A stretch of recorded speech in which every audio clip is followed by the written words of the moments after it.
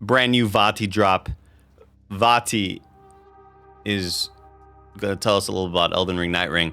And also, according to people in the chat, Vaati also read all of the article write-ups from IGN and GameSpot and whoever else got to preview the game. Not me, though. I wasn't asked if I'd like to preview this. Let's play the video.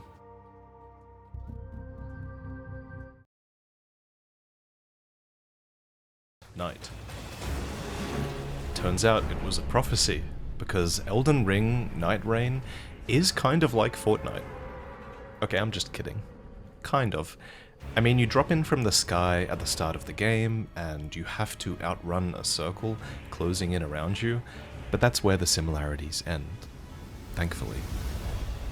A ton of articles that you might have missed have actually come out about the game, and in this video I'm going to try and get everyone up to speed. Seekers of redemption, you were chosen, thrown together by forces beyond their control. So, From Software has actually never done anything like this before.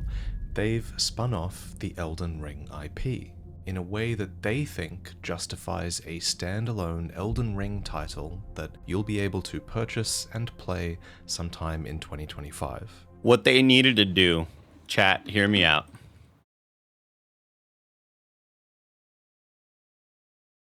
The Elden Ring launcher. That's right. It's just like the Call of Duty launcher. And you open up the Elden Ring launcher, you download it, and it installs Elden Ring Nightreign, fucking Shadow of the Erd Tree, goddamn Dark Souls 3, and all this other shit that you're like, I didn't even want to install that. Why does my computer taking up 700 gigabytes of info? Would have been a great call. And it will exist in complete isolation from your other copy of the game. In a phrase, Nightreign is a PvE, co-op, survival roguelike souls-like, with some battle royale and extraction elements as well. And, you know, that sentence tells you everything and nothing at the same time, so... It tells you everything about the industry. It's a perfect encapsulation of gaming in 2024. Let's break it down. 2025. With special thanks to the journalists who have played a demo of the game and written about it, I'm going to try and walk you through Update requires restart. Nightreign session from beginning to end, starting with the selection of your character. In Nightreign, you don't create your own character from scratch. This dude has a fucking eagle head. I never noticed that. I only noticed this dude. He's just got a bird head.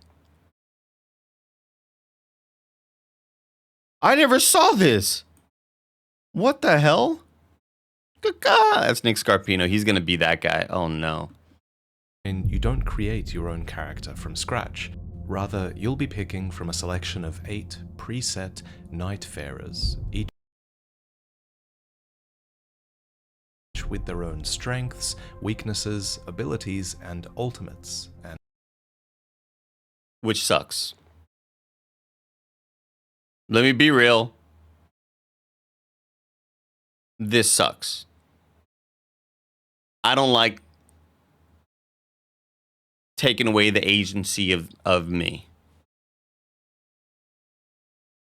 One of the coolest things about Elden Ring is the sort of self-expression you have with the characters you make and the loot you're wearing. And I know a lot of that will go into this, but I prefer being somebody that I could edit the hair and be uniquely myself while playing multiplayer with friends. You know, I think there's something just so cool that I look forward to when it's like, we're going to play a multiplayer game and I get to show my friends how my character looks and I get to see how their character looks. And there's a lot of enjoyment in that for me. And I don't love a pre-made character. It's why Borderlands concept of like creating the Vault Hunters or whatever the hell, like the idea of picking from 4 pre-made things, that's always kind of bummed me out too.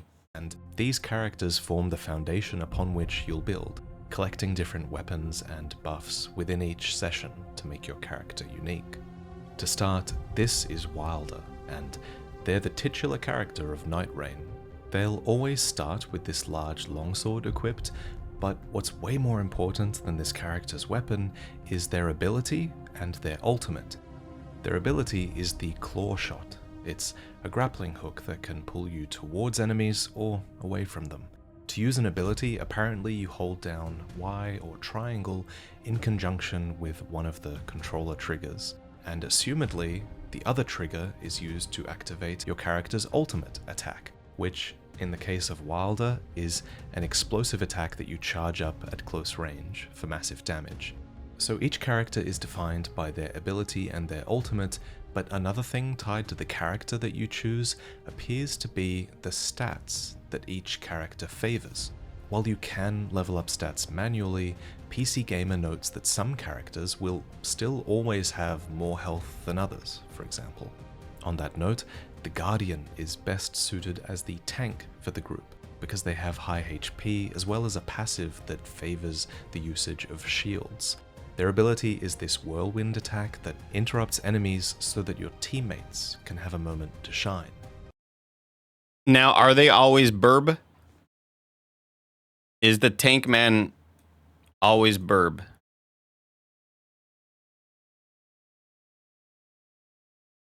Big question. As well as a passive that favors the usage of shields.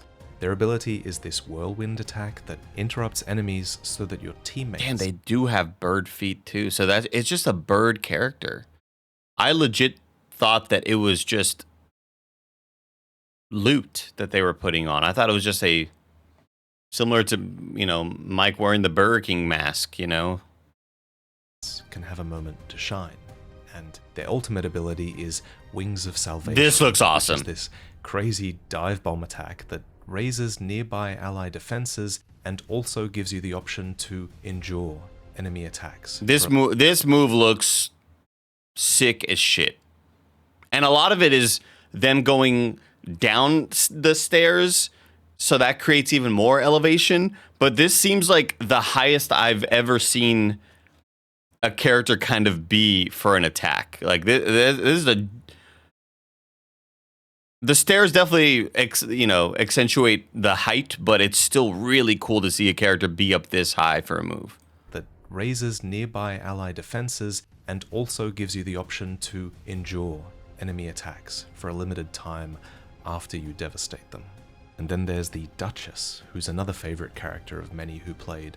They have a Bloodborne sidestep dodge. Oh shit. And they also have an ability that reapplies damage done by you and your teammates in the last few seconds. So you can basically double any damage done within that period of time.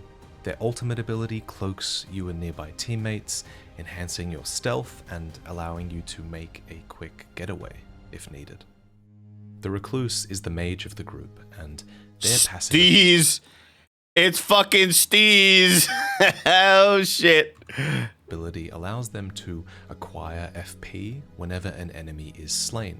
Their ability is called Magic Cocktail, and it passively stockpiles different statuses, like poison or fire or ice, whenever an enemy is hit with that type of attack. Then it releases a unique attack that's different depending on the status that was stockpiled. Their ultimate is Song of the Blood Soul, which marks all nearby enemies with an effect that restores health to any player that attacks them. Special thanks to PC Gamer for transcribing all these class abilities so neatly. There are... Shout out Wes Fenlon from PC Gamer. Shout out. You got a shout out from Vaati. That's the ultimate compliment. I just have to kind of listen to this one more time. Steve's the war photographer. That's different depending on the status that was stockpiled. Their ultimate is Song of the Blood Soul, which marks all nearby enemies with an effect that restores health to any player that attacks them. Special thanks to PC Gamer for transcribing. Was it called Song of the Blood Soul? If needed. FP whenever an enemy is slain. Their ability is called Magic Cocktail, and it passively stockpiles different statuses, like poison or fire or ice, whenever an enemy is hit with that type of attack. Then it releases a unique attack that's different depending on the status that was stockpiled. Their ultimate is Song of the Blood Soul, which marks all nearby enemies with an effect that restores health to any player that attacks them. Special thanks to PC Gamer for transcribing all these class abilities so neatly. There are, however, 4 other characters who are less understood at this stage, but I think I've been able to puzzle out less understood. Like this dude, you know, he's just dealt with a lot of stuff in his past. You know, parents were divorced. It's hard to understand him, you know, but once you get to know him, he's a really cool guy. Based on the trailer footage and other interviews. This helmet looks sick. This looks like that fucking Pokemon. Who's the Pokemon bird archer? Grass archer.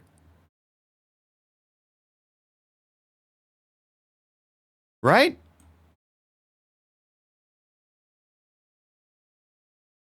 The one that... It looks good. Whatever this helmet is looks good.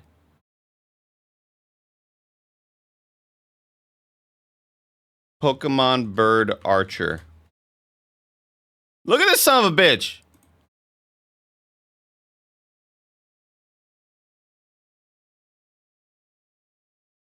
Why is it taking so long to load? Come on, Jesus Christ. Pokemon bird archer.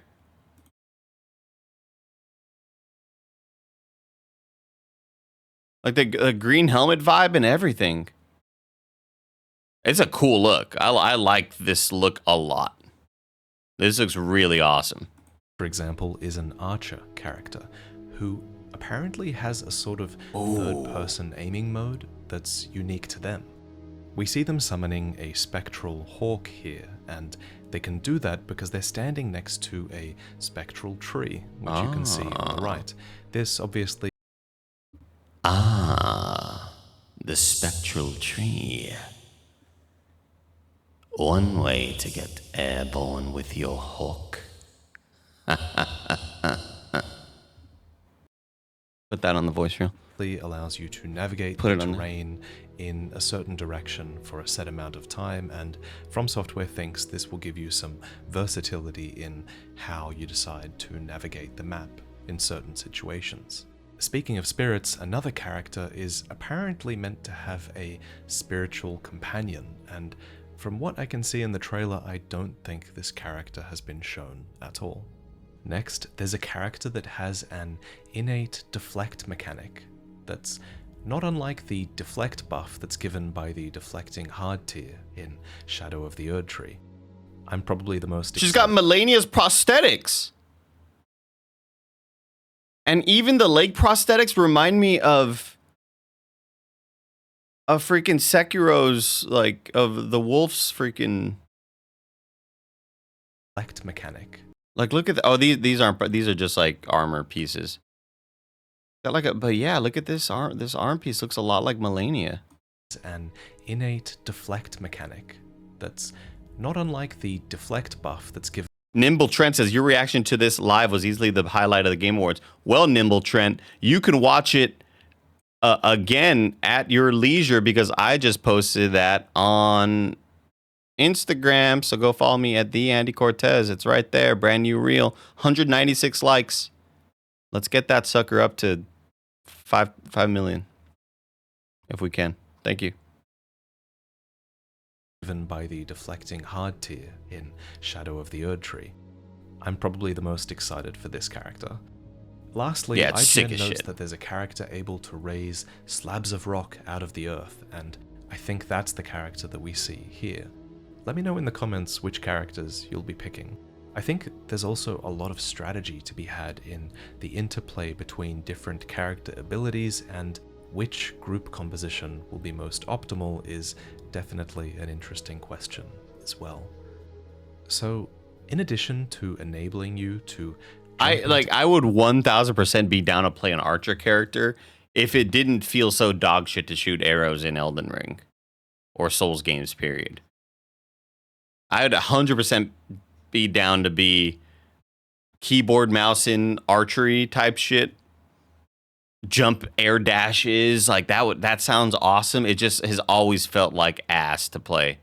He said it's going to have a third person perspective. Well, like, I mean, that still doesn't change the dog shitness of it, you know?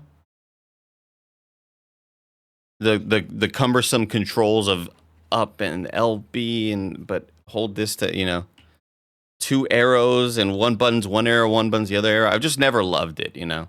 Enabling you to jump into games easily with these characters. From Software also wanted to make characters like this because each of them has their own unique storyline and backstory that will become uncovered as you play.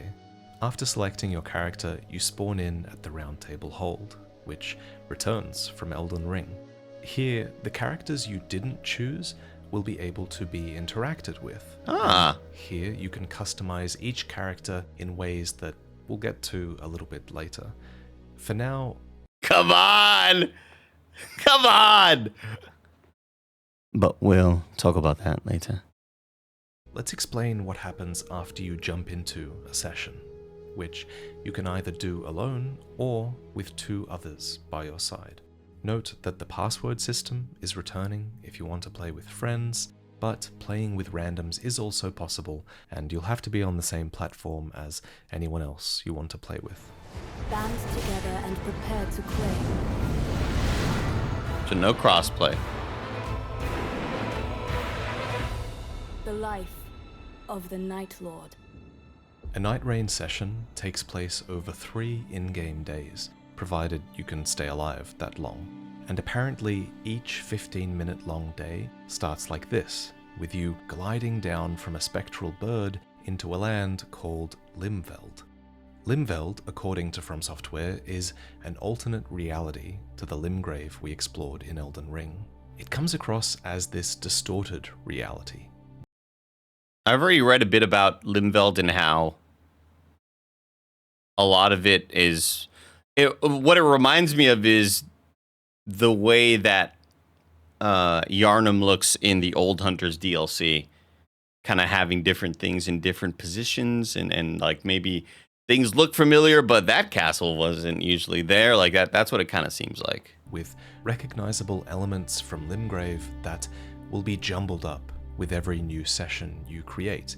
And on top of this, FromSoft notes that some versions of Limveld will be drastically different from others, with meteoric impacts and swamps and forests of rot and active volcanoes that all diversify the landscapes and offer new threats. Man, okay. I mean, I'm in, you know. I'm trying to find a reason to not want to be in, even though you really know that I'm going to be in. So who the fuck am I kidding? But like, I'm so fucking in, man. For you to overcome. Once you've chosen a landing location, you'll be on the ground running with this new animation at about 150% speed. Torrent doesn't seem to be in this game, and instead you can climb cliffs and vault ledges with your character, and you can use your new powerful abilities to kill enemies and power up your character even more as quickly as possible. Because each day only lasts 15 minutes, and when night falls, the map will shrink as the night's tide comes closing in. Apparently, you start each run pretty vulnerable at level 1, but before long, PC Gamer notes that many enemies quickly become akin to nothing more than trash mobs. Presumably, most enemies in this game are probably meant to just be mown down as efficiently as possible by your characters, as you prepare for the true threats that are to come. One such threat is the appearance of Margit, who can invade your world and stalk you. Foul tarnished. In search of the Elden Ring. I had to throw that in there. Put that on the... Little pillager. Put it on the voice reel. Back in the land of gold. I will swat away any and all who dare approach. Defeat invaders like Margit, and you'll receive a Favor of the Night, which buffs your character in some way. Indeed, defeating bosses is just one of many ways to power up your character during a run. According to PC Gamer, loot now includes passive skills like stat buffs and active effects and affinities for certain statuses. Additionally, defeating bosses allows you to sometimes choose from different loot or upgrade options, and in addition to that, loot is also now tiered with that signature color-coded rarity that you'll instantly recognize if you've played MMOs or Wow. Diablo. Okay. Obviously, this is important for this kind of game. Diablo. Diablo, Vati?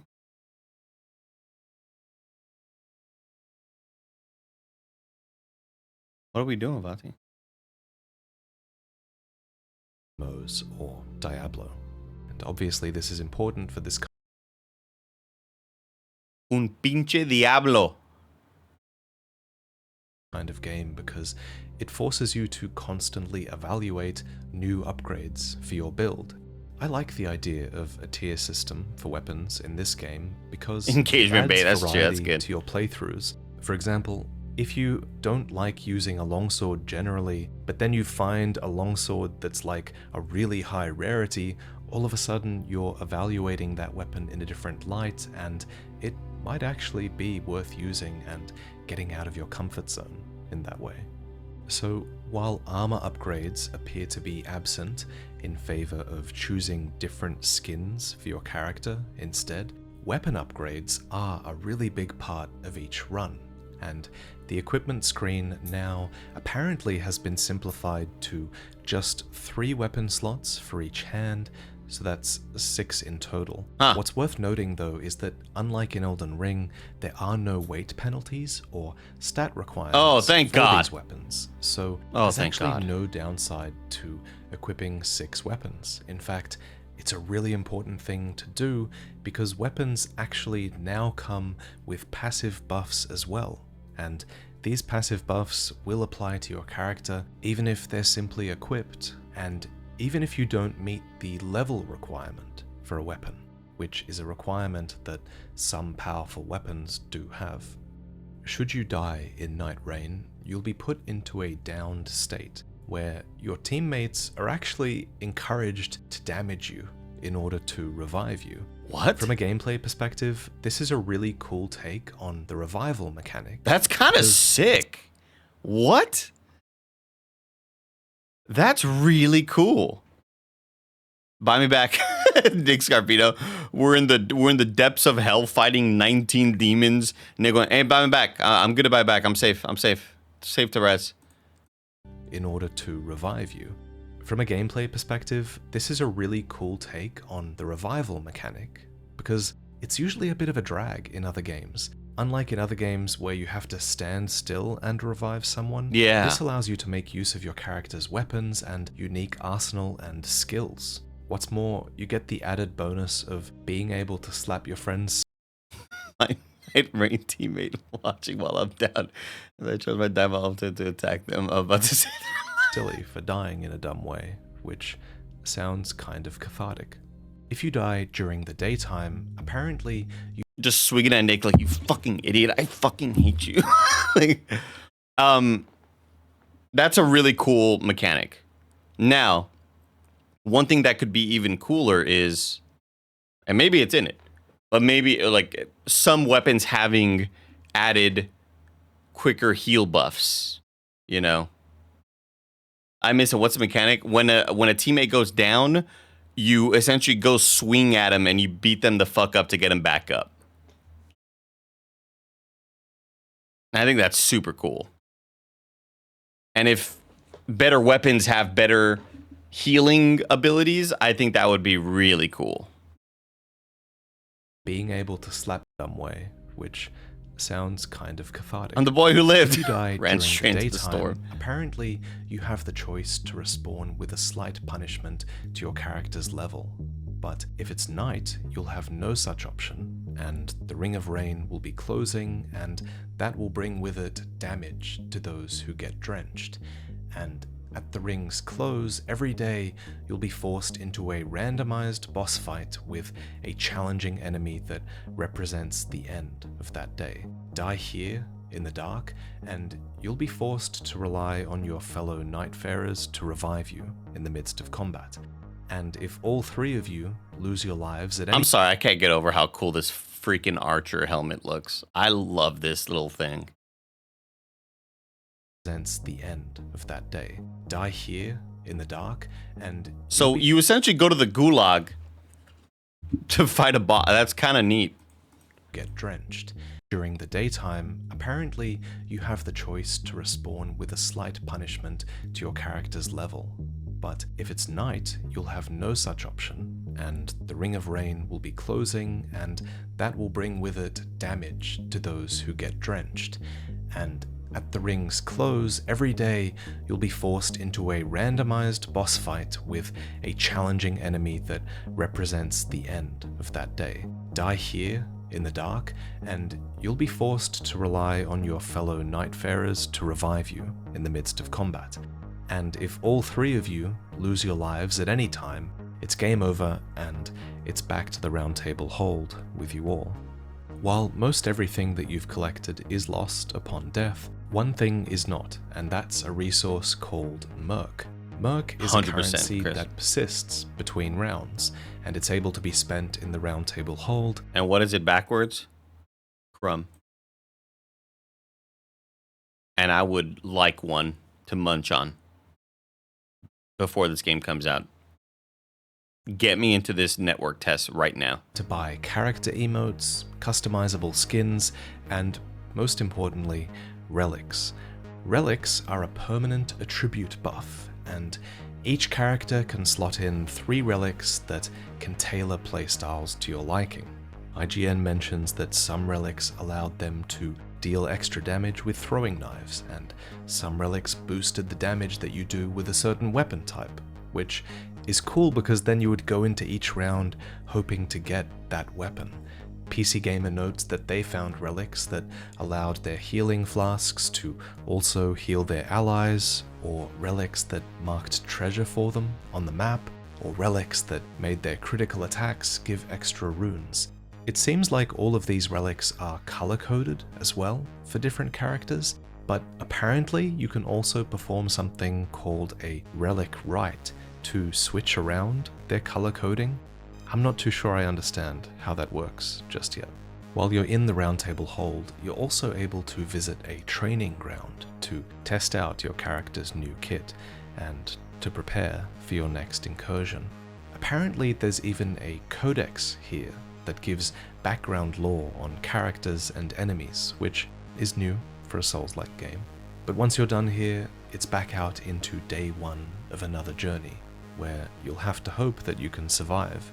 Interestingly, when you do die out in the world, there's a chance that a red corpse will show up in someone else's world, and that's your corpse, and in that world, apparently it will be a fantastic source of loot for them. Cool. This, according to From Software, is Nightreign's unique asynchronous online element. Strand game. It's a strand game. And this is in addition to the usual phantoms that you'll be able to see running around the world with you. On that note, leaving messages for others is apparently a feature that's been removed in this game. And it was removed in the name of speed and fluidity. Well, it's not speed and fluidity. It's the procedural world is going to be changing all the dang time. Right? Didn't they mention that some of them are going to be, some worlds are crazier? Or is it just one built world? Am I including the procedural nature of Hyperlight Breaker into this, and this is not procedural? Which are 2 things that are clearly very important priorities for Nightreign's gameplay. Yeah, if you're going to have randomized bosses and stuff, you can't be like, hey, strong dude ahead, and it's just like a little fucking wolf or something. This game revolves around getting as much done as possible in your 15-minute days. Map is the each same, boss bosses are fight. different. Leveling up, for example, is another thing that's been streamlined. Who No are you? For each boss fight. Who's this dude? leveling up, for example, is another thing that's been streamlined. No longer do you need to sit and rest at a site of grace to level up and restore your flasks. Rather, you only need to be in the proximity of grace to do so. Thank Christ, man. Thank Christ. They're doing all the right stuff. I want her to be a hater. And even leveling up has been streamlined to where you can auto-level recommended stats just by mashing a button, and this process will automatically upgrade the stats that suit your character. As noted by IGN, the structure of the game really lends itself to this gradual build in tension with every day that culminates in a boss fight, and then that tension recedes again if you're victorious that night and the Ring of Rain retracts away from you. Man, look, it's felt like for years they never really wanted to take in a whole lot of feedback, and we're like, hey, this is how the game is, and it's sick as hell, and you're gonna enjoy it, so just trust us. But this game just seems to be kind of adding when I did the reaction thing, I kept on saying this feels like such a mod. This feels like a mod project that a bunch of like just fans and developers got together to make. And it's all of these little quality of life things that feel so not from soft, but it's super encouraging that issues, and they're not even issues, but it's just quality of life stuff. Was like, you don't got to sit at a site of grace. You can just kind of be around it to level up. All of the little things like that show that, yes, they are aware. And even little things like that getting fixed, I think, is pretty encouraging. And not getting fixed, but you know what I mean. I'm not saying it was like a massive issue to begin with, but kind of neat. All enemies killed on day 1 remain dead, and with day 2 beginning, your team is able to get back to exploring and preparing for that next challenge, which will require you to synergize your builds together and come up with strategies to take out the field bosses. 100% I'd say. So I think this process of looting and exploring and fighting creates really good peaks and valleys to the gameplay, as From Software says as well. And they believe that this will condense the experience of Elden Ring, fitting exploration and character building and discovery and Nick ain't synergizing shit. valleys to the gameplay. That tension recedes again if you're victorious that night and the Ring of Rain retracts away from you. All enemies killed on day 1 remain dead. I need somebody to find the clip of Mike reacting as if I was doing the most insane, deep mechanical stuff, as if I was doing speedrun strats with a metronome type stuff, when all I did was eat a piece of meat to enhance my offense attack. And him acting like, you're eating stuff in this game? It's not a weird, deep, unknown mechanic. That's just something you do. I need somebody to find that clip. It was me, Kevin Asex, and Selbach Mike in the co-op, and we were about to go fight Malekith. He's like, he was like making fun of me. It wasn't even a question. It wasn't like a, oh, you're doing that. It was like a, the fuck you doing eating stuff for? Like, he was blown away by scaling. He was, yeah. What is E good? And with day 2 beginning, your team is able to get back to exploring and preparing for that Souls next like challenge, Mike, you know?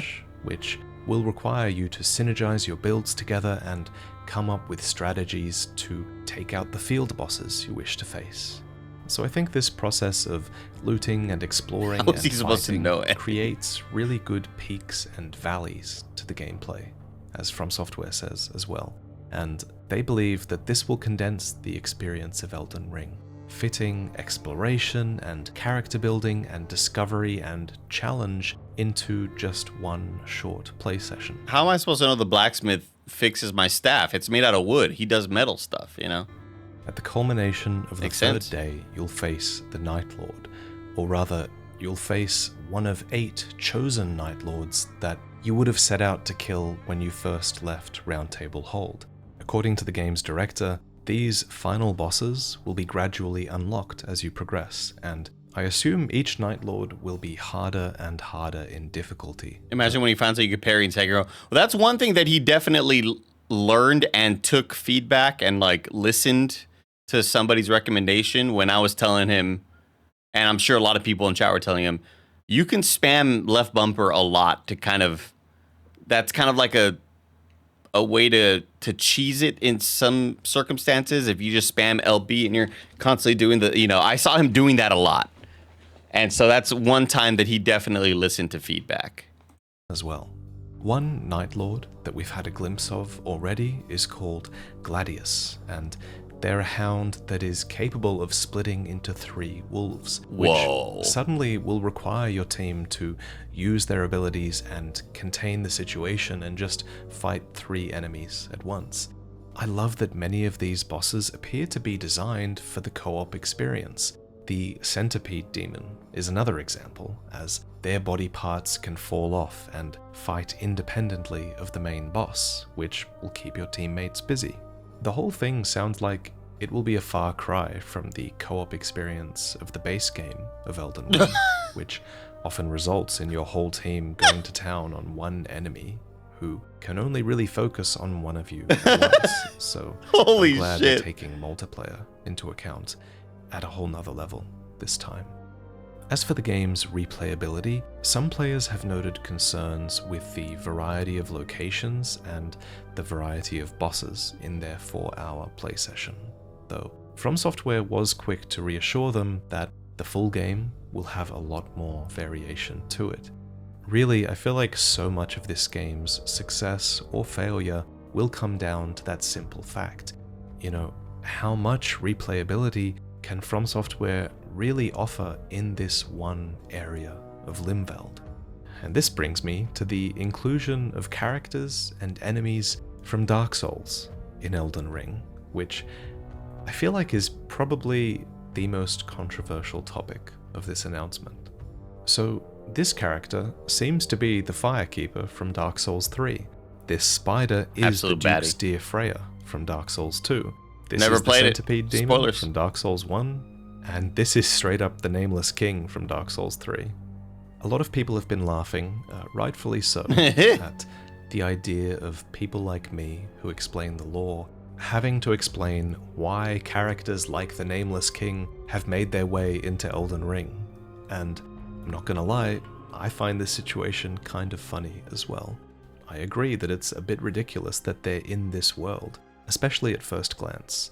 And I'm not going to sit here and pretend like these characters or enemies have been added to the game for some deep lore reason. We all know why they're primarily here. They're here because this is a way for From Software to reuse their extremely high quality repository of assets and enemies and animations from their past games. Tons of enemies and animations in Elden Ring are already taken from their past games. It's a technique that frees up From Software to focus on designing new games and new assets that matter even more than these ones. And I personally don't have a huge problem with that. I think a lot of people would have a problem with this spin-off game existing instead of a new IP, but Here's like, it's not that I'm going to call it lazy. I agree with everything Vati is saying right here. Reusing assets, kind of weird, especially when it's not that's not even a skinned version of the Nameless King that they're gonna call something else. That was just the Nameless King, right? And the reason why I am excited about this, honestly, is, and this sounds like I'm excusing it, and I'm not, even though I don't really think there's a whole lot to excuse here, it's whatever to me. For me, it's like, oh shit, I get to refight a boss? Cool. Because Sekiro is the only game that allows you to do that. If you beat a boss in Sekiro, you can then refight it and just like have fun or whatever. You can't do that in any of the FromSoft games. You beat a boss and you're like, shit, I would love to fight that dude again. And you just can't. And it's like, what the, why not? Why do I have to replay everything to try to get back to this boss? And this is a cool way to kind of, aside from, getting downloading a PC version and, or, having some PC mods to just allow me to boss rush or whatever. This is a cool way to kind of just re-experience that. Even though I totally agree with everybody being like, that dude doesn't belong here. I agree with that. I wish they at least changed up the skin and made the dude look different, made the bird dragon look different. But it's just the nameless king. And that I feel is kind of weird. Because, yeah, everything Vaati mentioned is just completely accurate. There's tons of reused assets everywhere, and bosses will have the same movesets or the same general shape, and then they change, they'll change the model a bit or whatever. I kind of wish they did that for any of these other monsters. I guess cutting corners like this does allow them to focus their resources on new IPs. And yes, that's another great point, Vaati. Vaati, great point. Hey, you're doing great, big dog. That is a very good point. That I definitely see both sides of the argument. I think it could be both. But on the side that's going to excuse him, it's like, this also isn't the main FromSoft team working on this. If this was Miyazaki and a team of 250, 400 employees or whatever working on it, then I'd be a little bit more bummed out. We know that there's other shit in the works. We know that this is one of the many projects that they probably have a much smaller team working on. Fuck it. $40, get me in there. Let me have fun with my friends, To account. The fire from their past game. For a while there, new games and new asset. Problem with this spin-off game existing instead of a new IP, but I guess cutting corners like this does allow them to. I view this as Super Smash Bros. I don't really mind if it's the Nameless King. I mean, if they called it,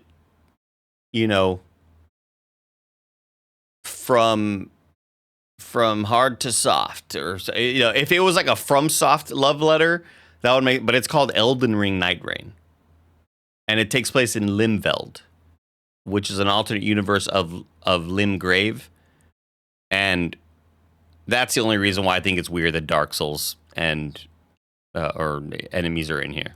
To focus their resources on. If it was called FromSoft All Stars or whatever, Souls-like event, whatever the hell.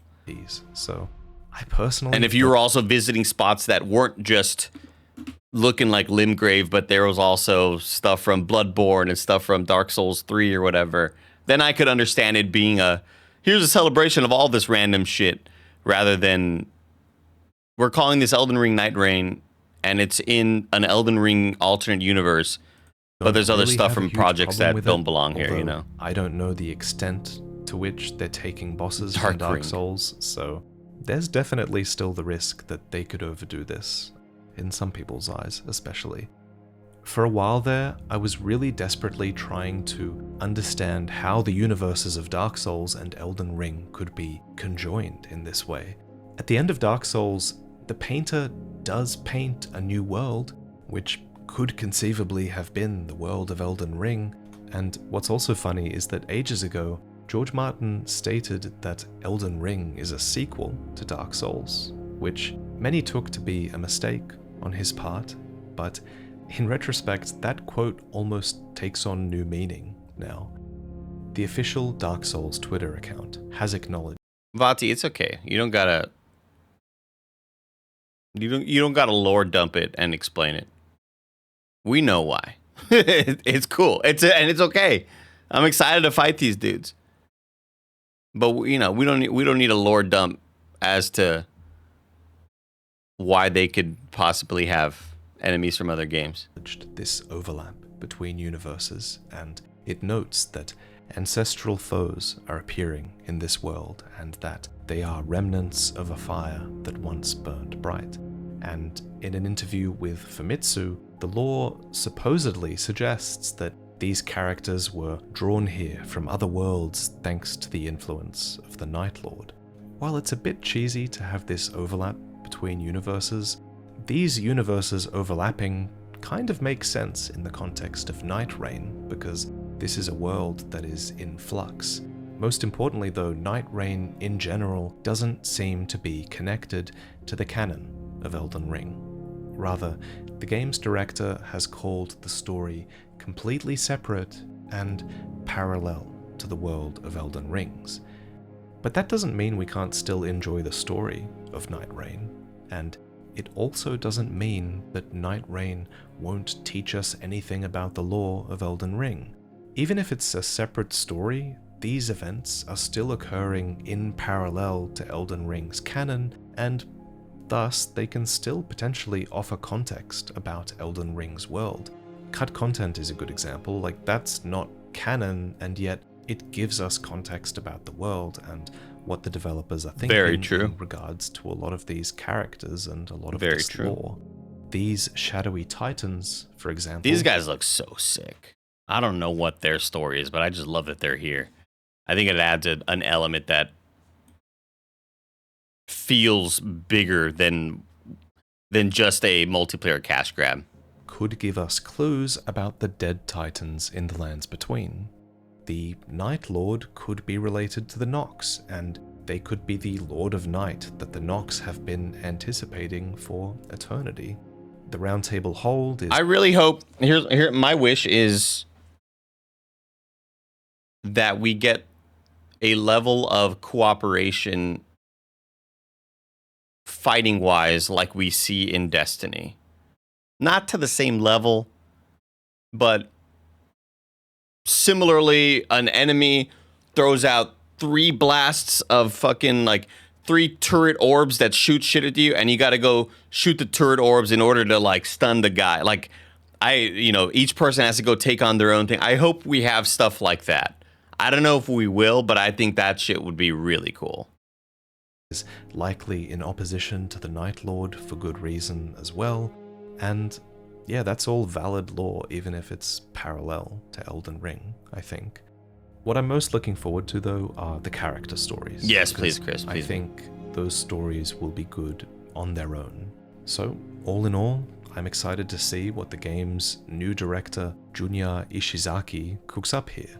This director has taken a risk doing something different with this project, and I think it says a lot about the company that they'd trust a new director with a project like this that no one saw coming. So I'm excited to play it, and I'm excited to die in Limveld and have you guys pick up all the loot that I had on my lifeless corpse. I can't wait.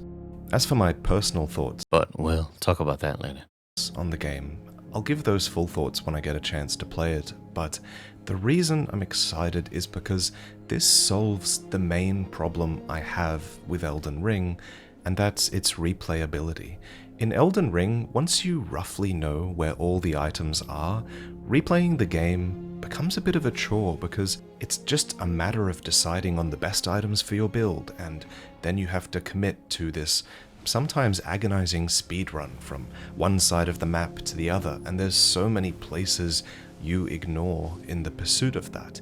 It's just harder to get lost and immersed in the world when you're replaying the game.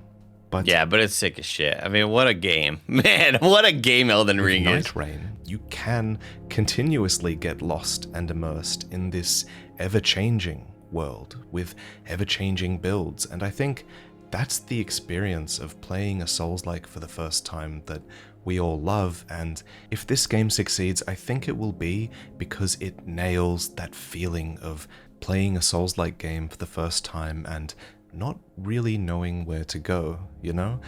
In Nightreign, that Elden Ring experience of discovery and challenge can be distilled down to this short, punchy play session that you can also share with friends, and I think that's absolutely more than enough reason for this game to exist. And yeah, I think it'll do really well if they nail that randomization aspect and diversity in the world. Also, I really hope that they add some sort of PvP mode to this game down the line, because the pieces are all there, and people joke about Elden Ring having a Battle Royale mode, but unironically, that would suit Elden Ring really well with its diversity of options for PvP, and I hope this does well and they keep investing in this kind of game, because I will never be into PvP Souls stuff. To me, it's always just like, what build does this dude have? You know, I've never felt like I'm on an even playing field. The only times I've ever, you know, shit on someone in a PvP situation in a Souls game is when the game just came out and I know that someone's just doing their side quest to invade you. Like, PvP Soul stuff has never worked for me. I've never connected with it. Don't like it. Don't want it. this is kind of the foundation for an everlasting, incredible Elden Ring experience from a PvE perspective, yes, but adding PvP would add even more replayability, and yeah, I really hope they go down that road. If you want to learn more, please check out all the articles that I've been referencing. Great job, Vati. This is a great video. What do you think about Elden Ring Nightreign? Let me know in the comments down below. Obviously, follow Vaatividya. You've seen me react to his stuff for a long time. He's easily one of my favorite content creators.